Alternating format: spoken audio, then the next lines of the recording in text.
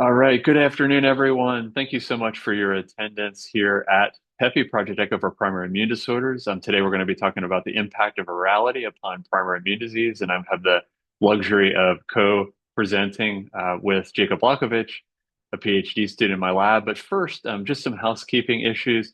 Um, You'll note in the chat that there is a link. The first link is if you're interested in getting continuing medical education credit. This is a CME program. We're very grateful that the Carilion Clinic is supporting us to provide CME free one AMA category CME credit for this activity. So what you'll have to do is upon watching this video or attending here, then you'll click on that link and you'll fill out a survey, and then you will be afforded that credit. The other thing I'll call out to you in the chat is that both our YouTube channel and our Gmail address are there. So please avail yourself of that, and you can reach out to us. Just a little bit about PEPI. We are one of several hundred ECHO programs. Ours is based out of Virginia Tech and University of Virginia. We focus on primary immune disease and in particular advancing care and diagnosis of patients with PI who are residing in rural areas, as well as supporting rural clinicians who may be caring for patients with primary immune disease. This is the fourth of hopefully several CME programs that we'll be offering, but this is the last one for 2025. So we're very grateful that you're here. With that, we will jump right into our program. So my name is Nick Ryder. I'm a professor in the Department of Health Systems and Implementation Science at Virginia Tech Carilion School of Medicine. I'm also a clinical immunologist at the Carilion Clinic, where I see patients with primary immune disease, and I'm very passionate about advocating for their diagnosis and management. And again, very privileged to have Jacob Blaukovitch, who ask him to introduce himself, co-presenting with me today. Sure, thank you, Nick. So my name is Jacob Blaukovitch. I'm a PhD student in translational biology, medicine, and health here at Virginia Tech, and I have the great pleasure of working with Dr. Nicholas Ryder.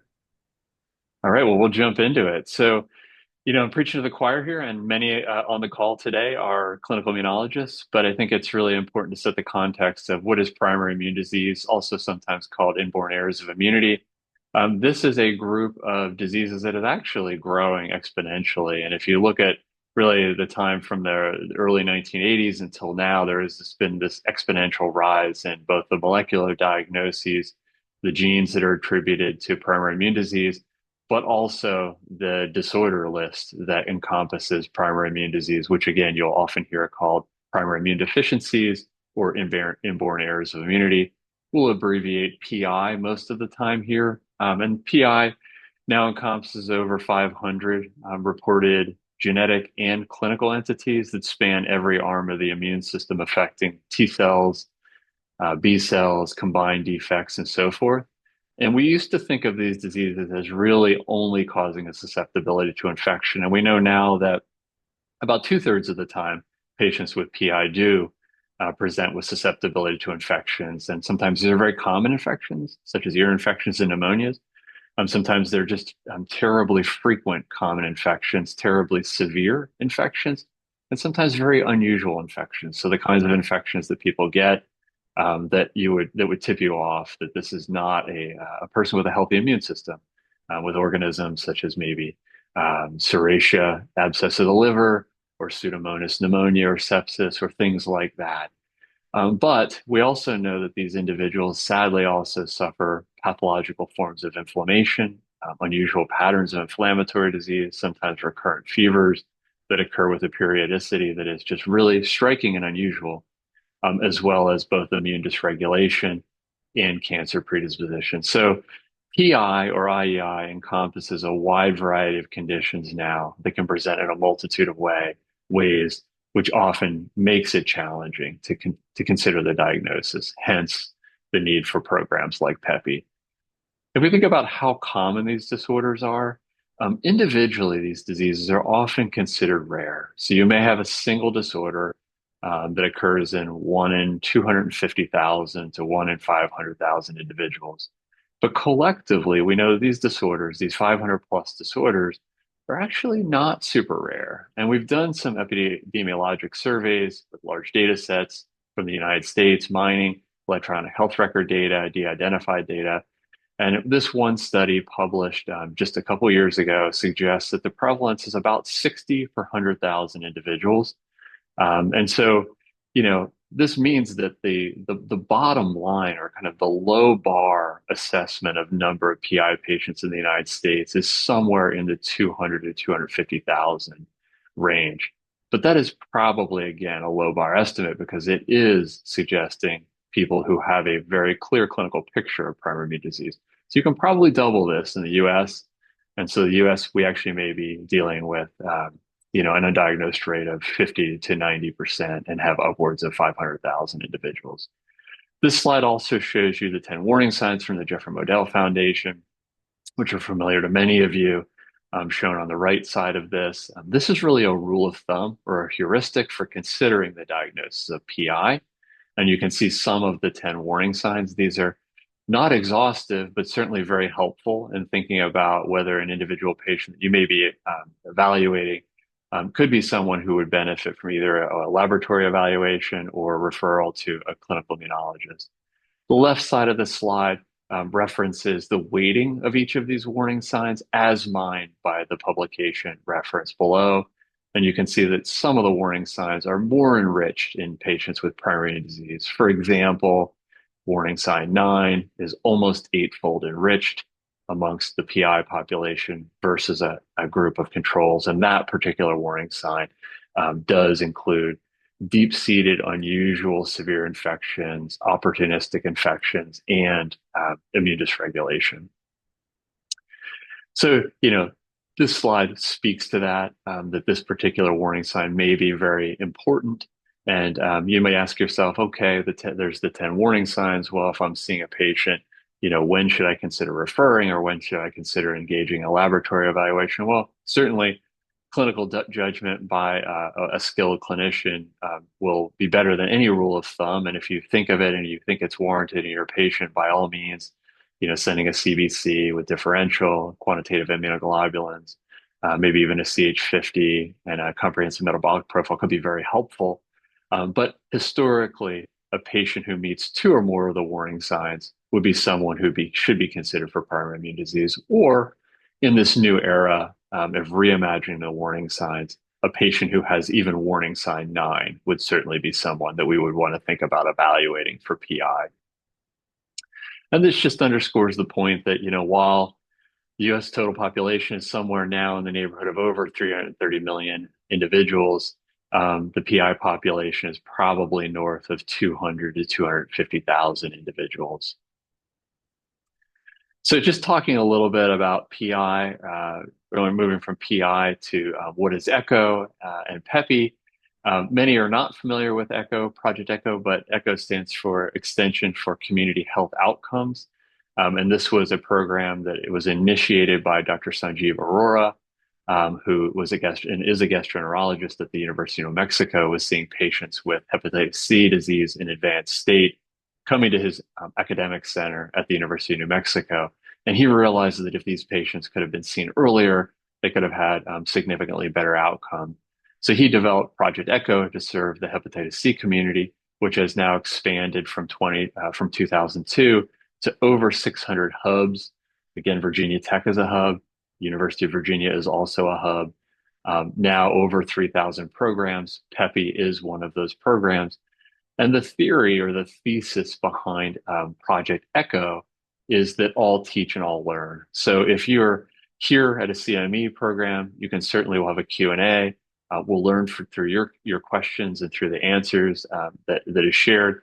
But in addition to having CME programs like this or enduring education materials, we also have the opportunity to engage one-on-one with closed case presentations about patients who may have the disease of interest, such as primary immune disease, and we'll talk about that as well. PEPI itself, again, is one of the programs in Project ECHO called Project ECHO for Primary Immune Disease, or PEPI. You can see our team here, myself, Dr. Lawrence, and Dr. Borsch, who are both on the call today. Angie Tyree, who sadly couldn't be with us today, but is a very important member of our team and coordinates PEPI. as well as Jacob, who you're going to hear from soon, and he's already introduced himself. There's a QR code which will get you to our iEcho website. You also see our Gmail account address there, so you can email us too. So a multitude of ways for you to reach us, to connect with us, and we invite you to do so. So PEPI focuses on supporting rural clinicians. We want to do CME programs like this and have education materials that are enduring to be shared.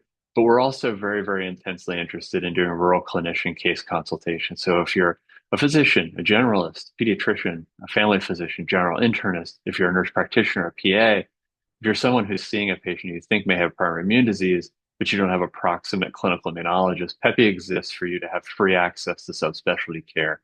We're very interested in providing that to people, and we will work with you to set up a time to connect and hear in a de-identified way about your particular patient, help learn from you again about your patient, what you think might be helpful and might not be, but also provide clinical immunology domain expertise to hopefully be helpful to you in advancing the evaluation and possibly, if you deem appropriate, referral. The other thing we're interested in is scaling analytics. So in our amongst our teams, we build machine learning and artificial intelligence pipelines that are validated for finding patients. We want to make sure that no health system that would want to implement these types of tools would go without the opportunity to do so. So PEPI also exists to provide elbow support to rural and other health systems to stand up AI for patient finding. We've already talked about the enduring educational materials, and we're really oriented towards continuous quality improvement for rapid cycle improvement. So what we're doing today, we want to be better at tomorrow, and we want to scale that across health systems, in particular in rural environments. This is just a schematic to speak to the ways that we would want to interact with rural care teams who are either working with known PI patients or considering the diagnosis of PI in a patient. The way this would work is you can reach out to us again, either through our Gmail email address, through our iEcho site, via that QR code I shared earlier, or through the link that I've shared in the chat. You can reach us that way, interact with us, tell us you have a patient or you'd like to meet with us. We'll work to schedule with you a time to meet. And we'll provide a very lightweight, simple case report form, just so we can have that ahead of time to be educated and be prepared and make good value added use of your time. When we'd schedule this case consultation, again, this wouldn't be in an open format like we're doing here. This would be closed. It would only be between the PEPI team and your particular team, anyone who you felt would add value to the discussion of the patient. This is not with the patient, but this is with the care team in particular. And again, we would all teach, all learn to understand about that particular case and find out the nuances of the case and how we could support the care team in particular. So with that, talking about primary immune disease, what is it? Where are we today? What is Project Echo, in particular PEPI? Because we are so intensely focused on rural health, I'd like to turn the virtual microphone over to Jacob Blaukovitch, who's going to talk to us about rural health and some of the really important public health aspects of this that relate to our work in PEPI. All right, thank you so much for that. And you did a great job of covering PI in general and how PEPI really fits in there. So the first thing you need to know when you're talking about rural health is what does it mean to be rural? So about 15 to 20% of the US population is considered to be rural. That's somewhere between 50 and 70 million people right about. And depending on which definition you look at, it's between about 80 and 99.7% of US land. You can see in that figure on the right that it's pretty expansive as far as the orange there that's covering the rural land. Um, it's obviously a pretty important part of our US, and there are three main definitions by which that's defined, one from the Census Bureau, one from the Office of Management and Budget, and one from the USDA Economic Research Service.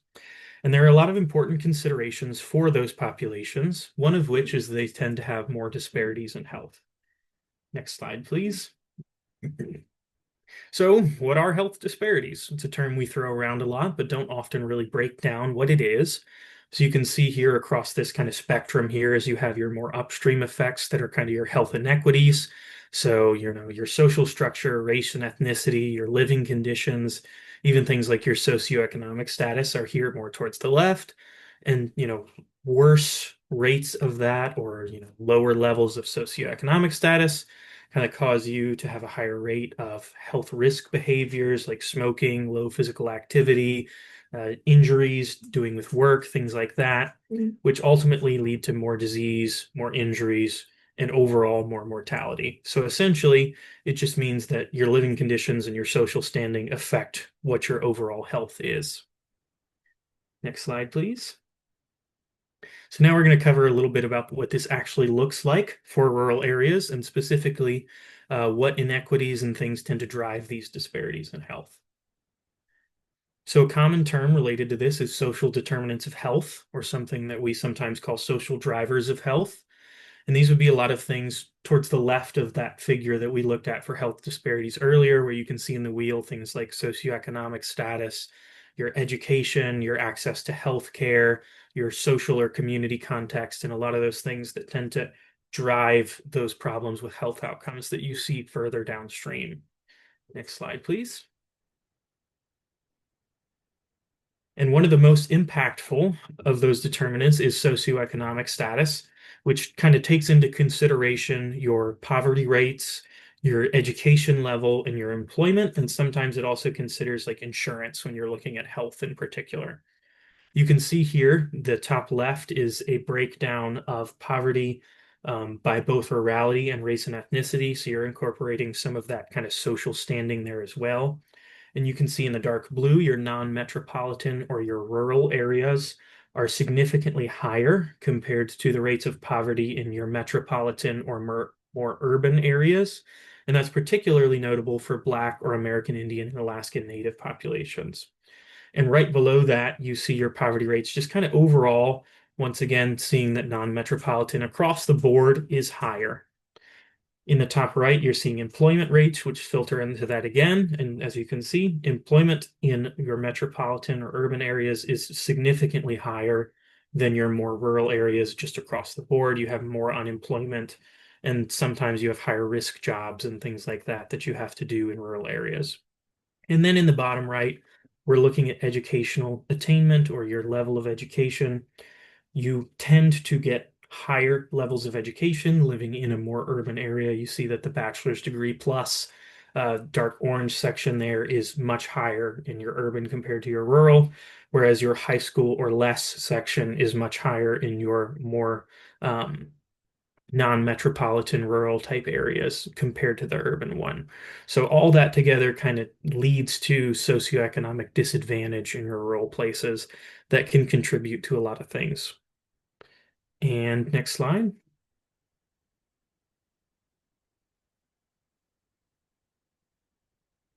So for this one, we're looking at kind of worse health outcomes that you see. I mentioned a few times that you might have to take, higher risk or less safe jobs potentially for the jobs that you can get. A lot of rural jobs that are available tend to be more like blue collar type jobs. So things like working in a coal mine, because obviously you're not going to find a coal mine sitting in the middle of New York City. It tends to be something you find out in the mountains somewhere where nobody's at. You've got your loggers, mechanics, farmers, truck drivers, people like that tend to more preferentially reside in rural areas. You can see the figure on the far right there, where you're noting that higher on your scale there are your jobs that have a higher risk of injury or illness. And you also note that most of those are pushed further towards the right, so they're more rural. So you tend to see your transportation, your construction, your farming jobs that are higher risk are the jobs that are available in rural areas, which leads to more occupational injury. And then on the left, you see that it leads to more deaths from those occupational or sometimes unintentional injuries, with that rate significantly higher in your dark blue rural line there. Next slide, please. So we've gone over a few factors that could contribute to like higher healthcare utilization in rural areas because they're at higher risk with the lower socioeconomic status, with higher rates of work-related injuries. So let's take a look at how much access to healthcare they actually have. These three maps on the left are looking at health professional shortage areas, particularly for primary care by county across the United States. That bottom map is just an overview of the entire United States, what that all looks like. And the top two, your left is broken down as your rural, and your right is broken down as your non-rural areas. So as you can see, those darker areas where more of the county is a health professional shortage area, you see a lot of that on the top left. You see a lot of counties that have very little access to care at all. And then you see on the right, there's still a pretty substantial amount of counties that have some amount of little access to primary care. But the counties where that tends to be, it tends to only be part of the county more so rather than the whole county where you're seeing in the rural areas. And then in the bottom right, you're just looking at the counts of physicians per 10,000 people for rural versus urban. Um, in that top line, you can see that the light blue, which is your more urban area, is much higher than your dark blue, which is the more rural area. It's right around 3 times as many per 10,000 people in the population for physicians. A lot of that is because of kind of centralization of specialty care and things like that that are considered there. But that bottom line is primary care too, where you once again see that there is more access to primary care in your less rural areas. So we can see why people in rural areas who, might need more care and don't necessarily have it could downstream have worse health outcomes. And next slide, please. So looking a little bit more here at geographic access to care, one of the biggest problems for people in rural areas is that they don't live near a hospital. The smaller community hospitals that often are there are closing down disproportionately. There's a lot of them that are closing, especially recently, and that leads to big problems for how far away they are from the hospital. You can see this figure on the left, looking at inpatient care on the top, which is before and after their community hospital closure, how far they had to travel. So 3 miles away is great. That's maybe 5, 10 minutes to the hospital. 24 miles away, not quite as great. That's maybe half hour or more away. It's not terrible. You could probably still make it there in time for most things. But then you look a little further at your alcohol or drug, your more like detox type facilities, and there are a lot of problems that we realize that that's disproportionately prevalent in rural areas. And you see before that closure, they were about 5 miles away. Once again, pretty good. 5, 10 minutes away from the hospital. That's not bad at all. But then you see that jump to 45 miles away, and you're like, maybe that's an hour, hour and a half away from that. And it's pretty significant how far away it's getting, especially as more and more facilities are closing over time. And then top right, you just see generally people living in rural areas have longer travel times to the nearest hospital. And there's more people who have to travel longer. There's especially some people in the more isolated rural areas who often have to travel 60 minutes, 2 hours to get to facilities. So, looking here, one of the solutions that we often promote for talking about when they don't have access to a hospital nearby is telemedicine. And one of the things you obviously need for telemedicine is you need broadband access. You need an internet access, or you need smartphone or data access so that you can actually get onto those calls and things and be able to interact with your provider. And looking at this study here on the left, you can see that a while ago they found that close to 50% of people living in rural areas don't have a computer or access to high-speed internet. About a third don't have smartphone or access to data, and about a quarter have no digital access whatsoever. This is from a little bit older data. I know it's improved since COVID has come around. There's been a lot more of a push to get more broadband access in rural areas. It still isn't great. It's not quite as bad as half of them can't access telemedicine, but it is improving. And you can see this figure on the right kind of depicting what that gap is between rural and non-rural areas. There's still a good bit of those dark blue ones where there's that higher proportion of people in urban areas who have much better access rather than rural areas, but it's getting better. So hopefully that'll continue to get better as we go over time. And next slide, please. So now that we've seen a lot of these factors that kind of drive these disparities in health outcomes, let's take a look at what some of those disparities in health actually look like here. Starting with chronic disease. On the left, you can see a bar graph that shows risk factors for many chronic diseases, smoking, obesity, and hypertension, obviously leading to, lung and heart problems a lot of the time, among others. And it's pretty clear that stratified by socioeconomic status, you can see here that those with a lower socioeconomic status tend to have higher rates of these health behaviors, kind of linking that back to the inequities and things that we discussed earlier. Then in the right, you can see how that might lead to higher rates of rural diabetes or higher rates of deaths from rural heart disease over there. So there's clearly some differences in morbidity and mortality based on these kind of upstream effects that you see more prevalent in rural areas. Next slide, please. Then looking here at overall life expectancy and the quality of life for those years that they do have left, you can see on the far left, you have your life expectancy, then your quality adjusted life expectancy, looking at your quality of life and the ratio between the two. And it's pretty clear that that orange line, which is your rural, is lower in all three. So not only are you not living as long, you're not necessarily having as high quality in those years that you do have left.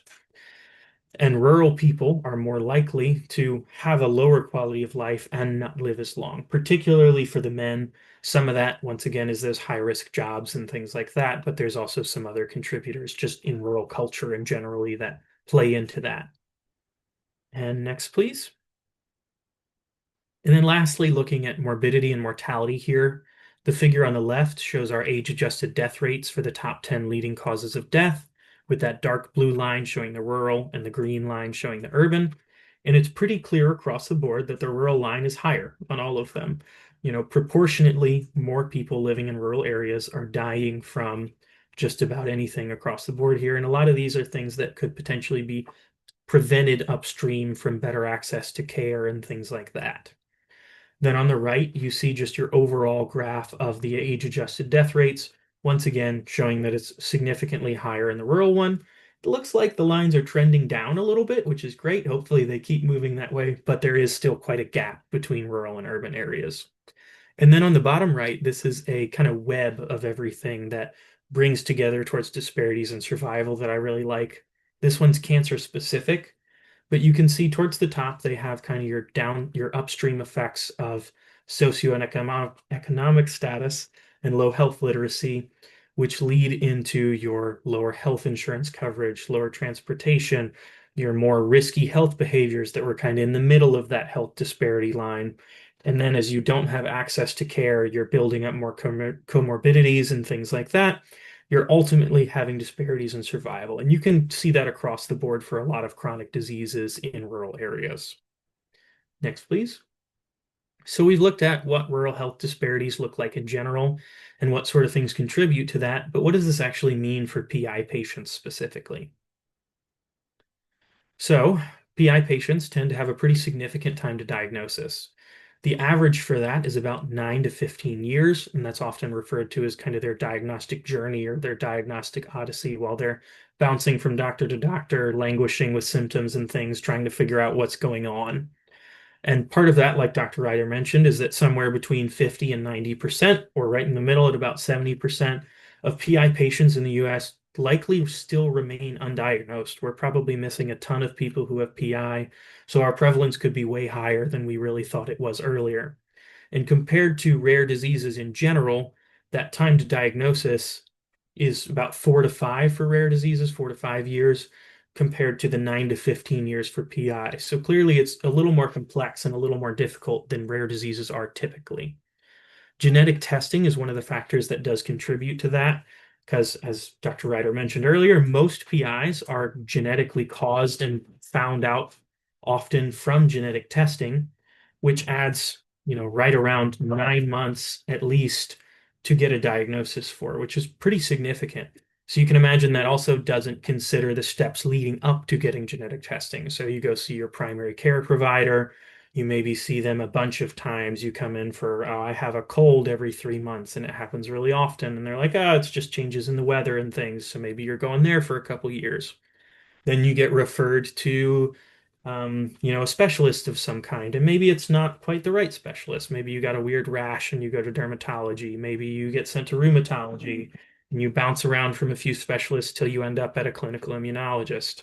And then they finally send you on for genetic testing. And you can easily see that how that adds up to several years until you actually end up getting a distinct diagnosis for PI. And you can see that figure on the right shows you that typically the specialists who are sending you for that genetic testing are your more allergist immunologists, like specific experts for PI are going to be the best ones who typically send you to get that. And also, you can see you're less likely to get that testing in a rural area, especially if you're living in a non-white population. Sorry if you hear any weird noises in the back. My dog is flinging around a weird chicken at the moment. Um, and you can also see that your patients residing in your areas of greater deprivation that are often in rural, like I mentioned, have lower rates of genetic testing, which takes a significant amount of time, as well as having greater rates of higher disease severity and greater rates of healthcare utilization, which makes sense based on all the factors that we spoke about earlier. Further in that, you have your non-white PI patients, experiencing more of that. And then you have your decreased access to PI specialists, talking about your US population, like Dr. Ryder said, 330, 340 million, about 20% of that, looking at near 70 million. And with your prevalence of 60 to 100,000, you're seeing about 200,000 people with PI in the US in general, and about 40,000 in rural areas. And then looking at our amount of clinical immunologists, the expert clinical immunologists who we see identified by organizations like the Jeffrey Modell Foundation, we have about 339 of them, and about 14 of them are in rural areas, which for 50 states is not great.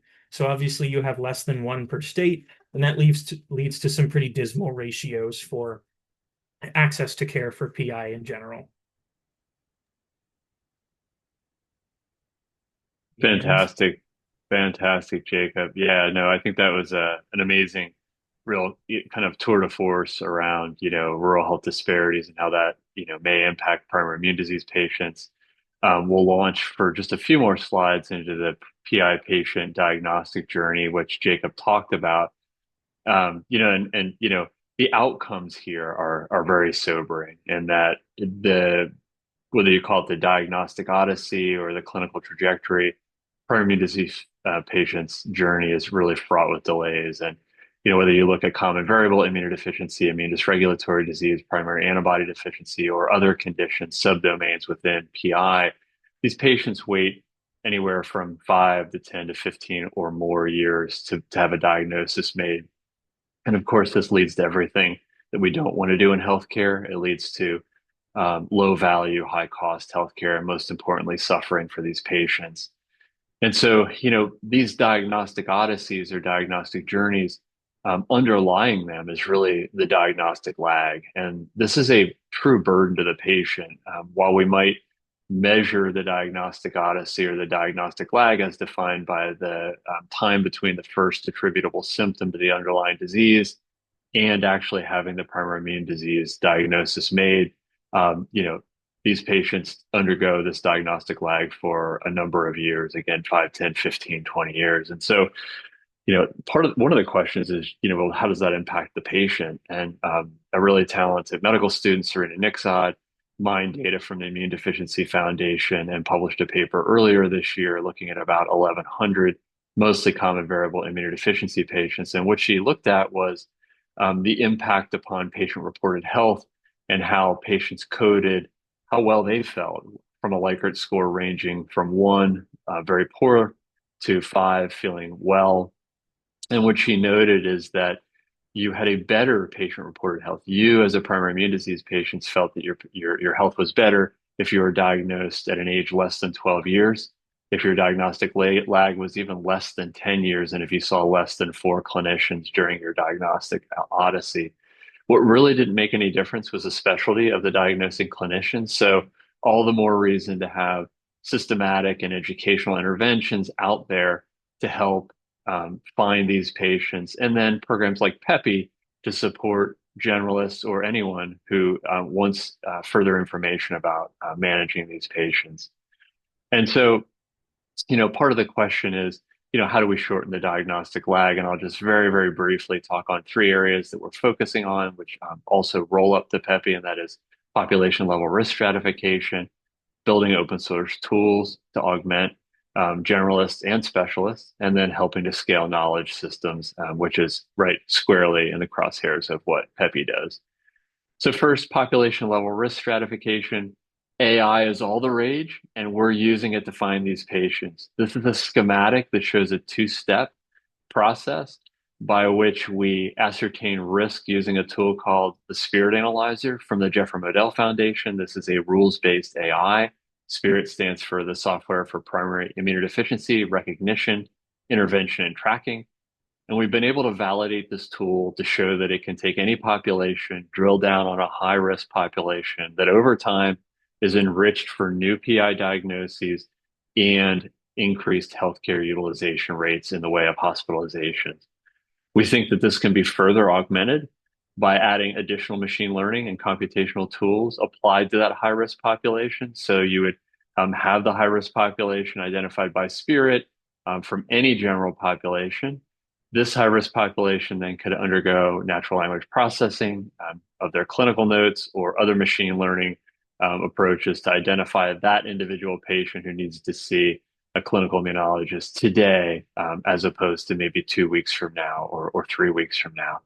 This pipeline has been useful, at least in one health system, to over 200-fold concentrate the risk of PI in the general population from that 60 per 100,000 to about 12,000 per 100,000.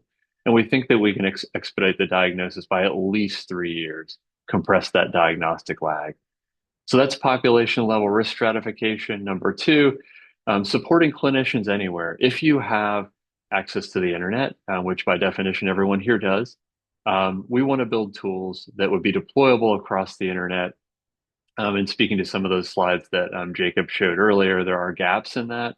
We need to solve for that, but we want to build open source tools to port expert immunology content and recommendations to someone who may not have a clinical immunologist nearby. This was a study that we published earlier this year. It was co-led by a very talented postdoc at Boston Children's Hospital, Ying Li.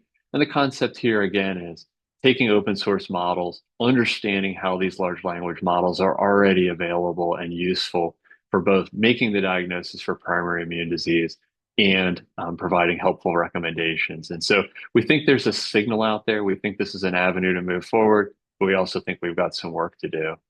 And then lastly, what we're here talking about today, PEPI, and how PEPI fits into the care of patients in rural spaces with primary immune disease.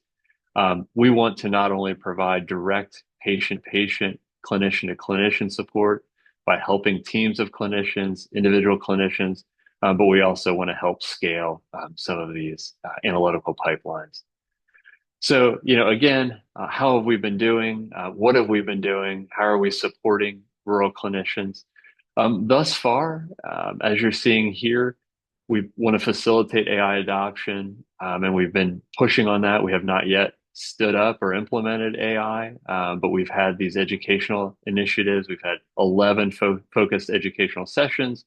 We've been able to interact with over 130 learners. We've had one case evaluation, and this is the fourth of 4 CME courses or sessions throughout the year.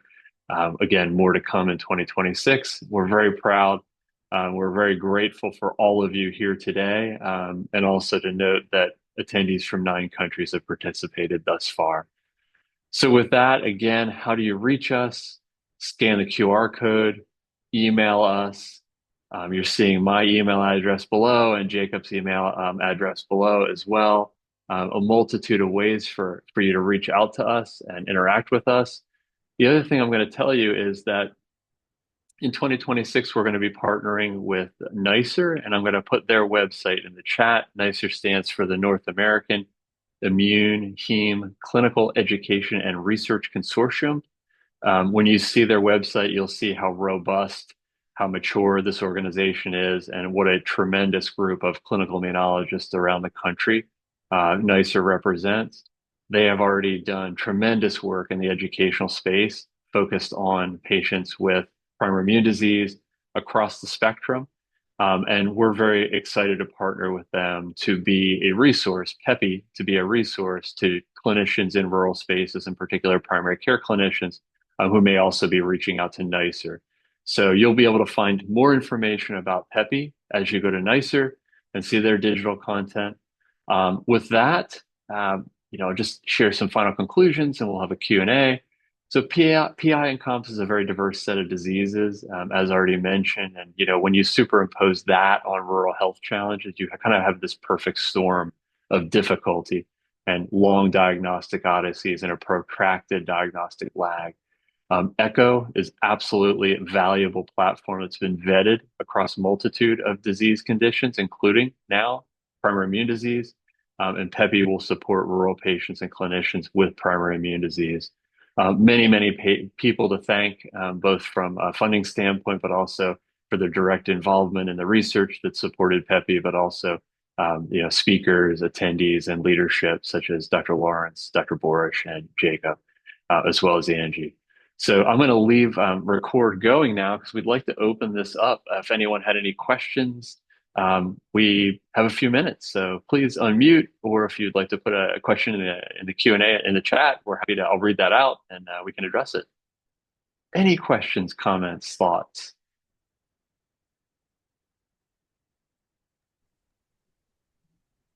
Nick, I'd just like to say thank you very much for the privileged invitation to participate in these things. It certainly has enhanced my learning, and my learning has been elevated to the senior medical affairs leadership at CSL to make them aware of your current findings and also the gaps in medical care as it relates to the rural community. So very, very, very appreciative that you allow me to attend and listen in.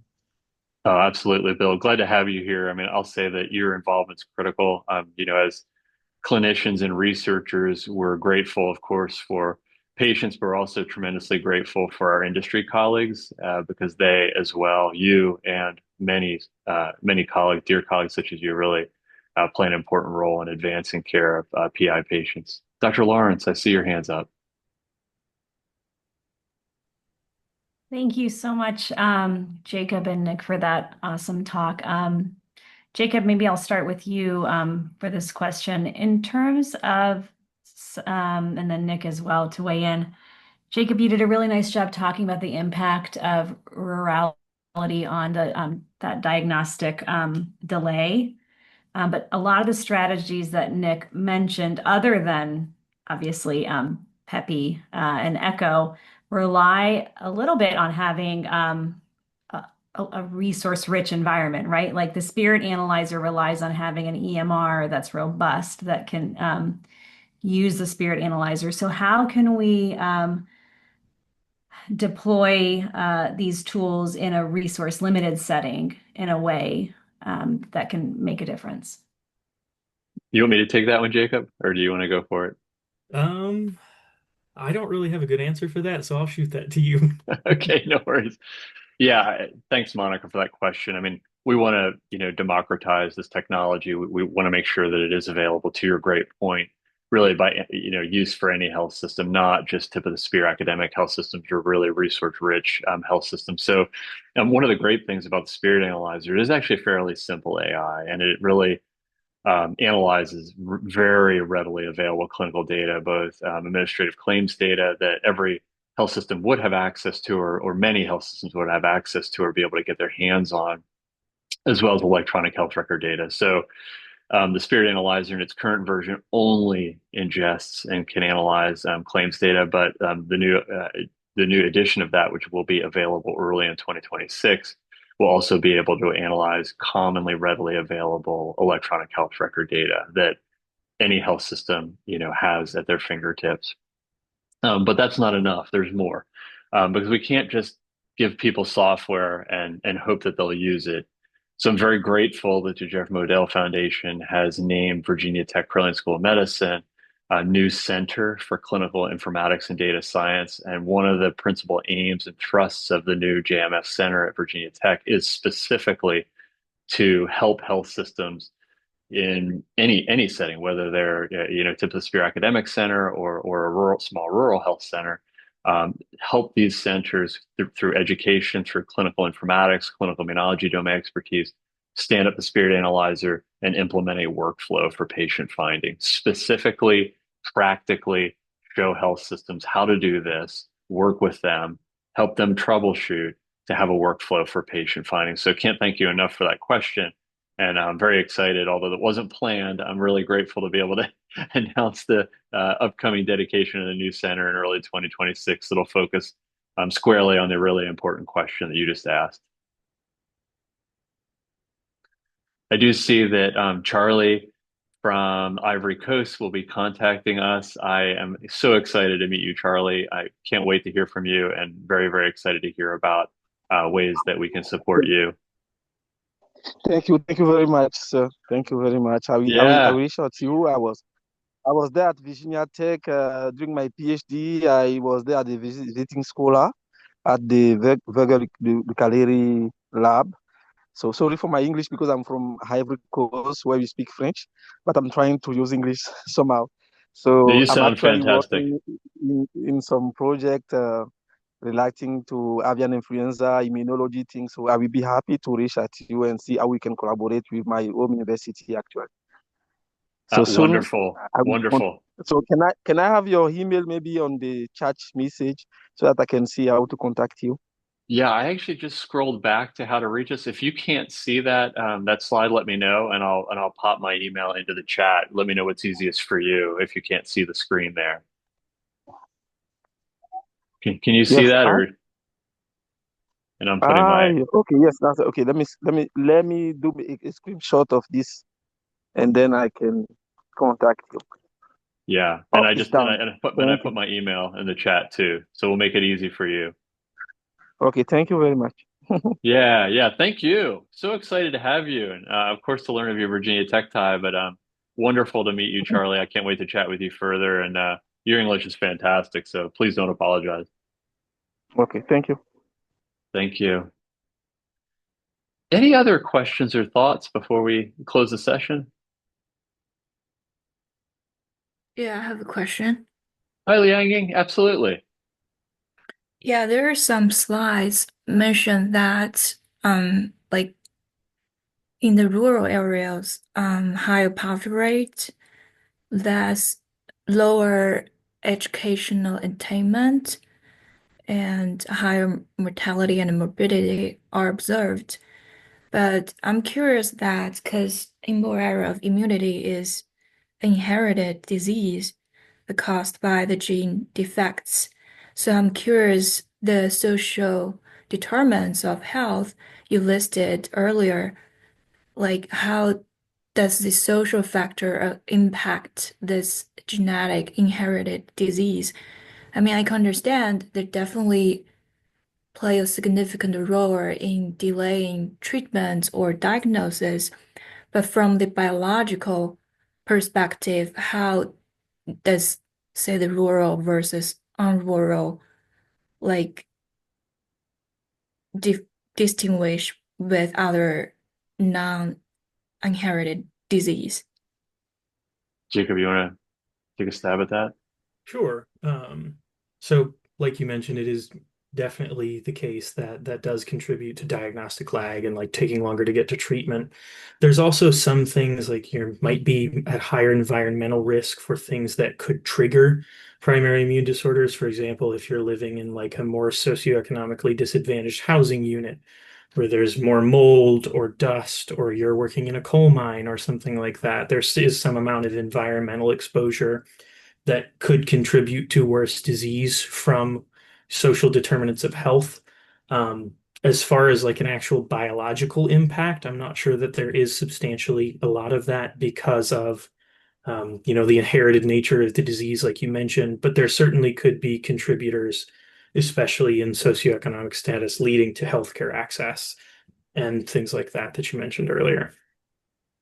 Mhm. Yeah, it's a great question, Liang, and I think your focus on like the disease environment interplay is critical.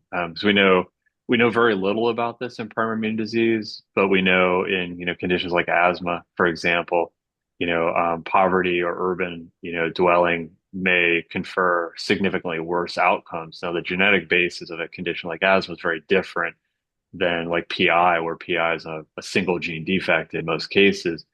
But the point that you're getting to is that the genetics is only part of the equation. And while it's important and it helps us answer a lot of questions about the natural history of disease, you can have two patients who have the same genetic mutation and one may have exposures that the other one doesn't and may have a more severe, clinical course early on, or, may have resource limitations. They may have more severe disease and more resource limitations. And so, all of that, conspires to lead to, potentially longer diagnostic odysseys or more suboptimal outcomes.